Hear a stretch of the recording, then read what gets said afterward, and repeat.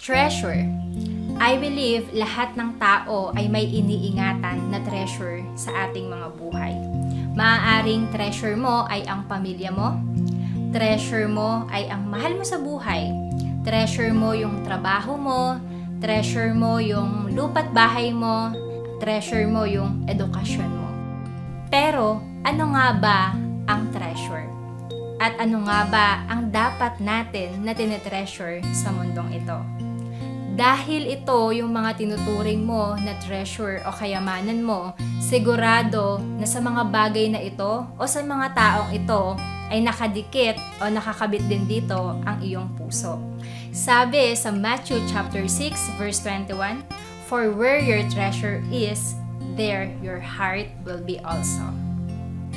Lahat ng itinuturing natin na kayamanan o treasure na mga to ay okay lang naman at kailangan din naman natin na pahalagahan. But in this video, I just want to share with you ano nga ba yung kailangan na talaga at dapat nating pinapahalagahan at inuuna sa ating buhay. Kapag ang ginawa natin na treasure sa ating buhay ay si Jesus, hindi na siya mawawala sa puso at isip natin, katulad ng mga kayamanan na meron tayo. But Jesus is more than those things. Bakit nga ba si Jesus ang pinaka-importante na dapat na treasure natin sa ating buhay? Hindi lang mga material na bagay ang kayang ibigay ng Diyos sa atin. Kaya din niyang ipagkaloob sa atin ang buhay na walang hanggan. Si Jesus lang yung nagbigay ng kanyang sariling buhay para sa'yo dahil mahal na mahal ka niya at kaya kanyang bigyan ng buhay na walang hanggan.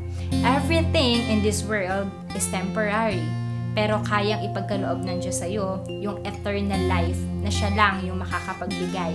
That is why, hindi lang dito na treasure sa mundo, kundi treasure din hanggang sa langit ang ating makukuha kapag si Jesus ang ating treasure sa ating buhay. Making Jesus your treasure, ibig sabihin nun ay hindi ka na mawawalan. Kahit nahihirapan ka, kakayanin mo pa rin. Kahit na nagkakasakit ka, may kagalingan ka na matatagpuan. Having Jesus in your life is an all-in-one treasure.